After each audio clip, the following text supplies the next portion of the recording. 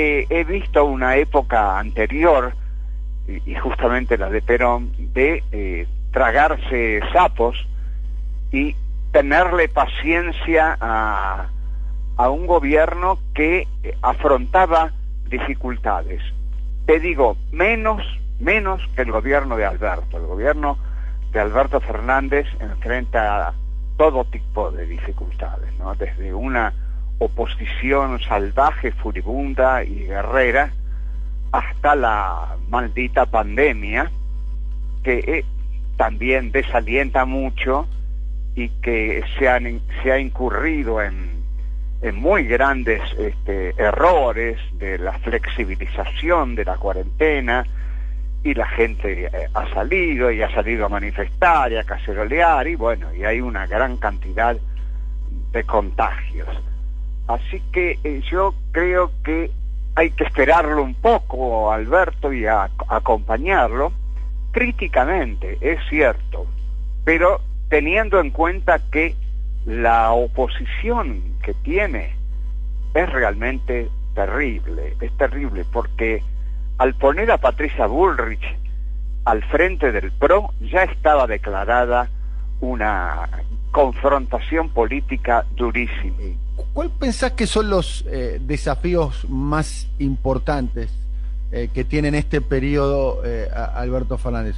Lo cierto es que hay una situación absolutamente fuera de todo registro, que nadie la había pensado, de hecho se la califica como distópica, que es la pandemia que estamos cursando, dicho sea de paso, y que no sabemos cuál va a ser el desenlace. No sabemos ni cómo ni cuándo, ¿no? O sea, hay un elemento de incertidumbre pero muy grande.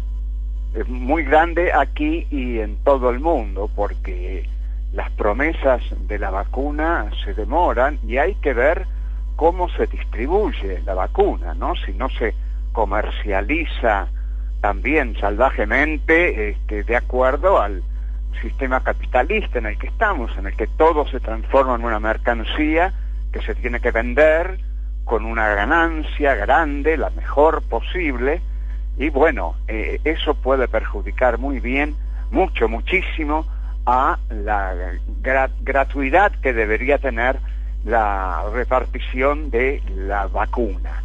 En cuanto a lo político, bueno, hay un intento de reformar la justicia que me parece muy bien y que ya Juntos por el Cambio, vos viste, antes de leer el decreto declaró que estaba en contra y va a costar mucho imponerlo en diputados.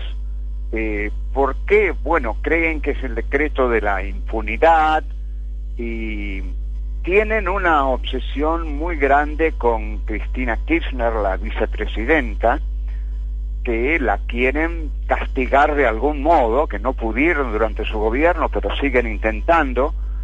El sueño de la derecha argentina es verla presa a Cristina Kirchner, ¿no?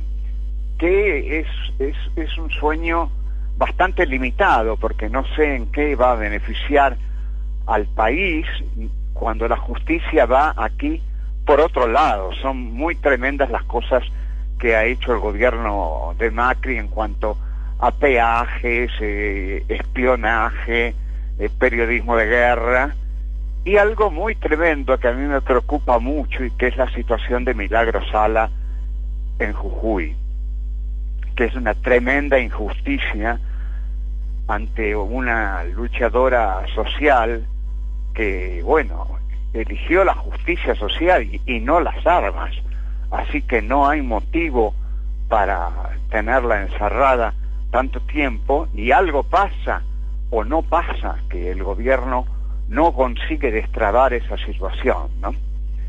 Así que esos serían los problemas. Tendríamos problemas en la justicia, tenemos problemas en la Cámara de Diputados, tenemos problemas con los presos políticos que dejó el macrismo, y con la economía, por supuesto, porque la pandemia deteriora tremendamente la economía, el nivel de vida, las esperanzas de conseguir trabajo, va a aumentar la pobreza.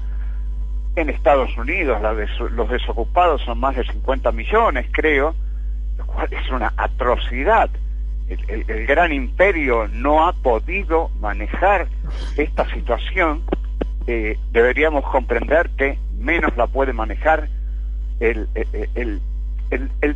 débil gobierno de Alberto, porque ganó, es cierto, con 8 puntos, pero debía haber ganado por mucho más.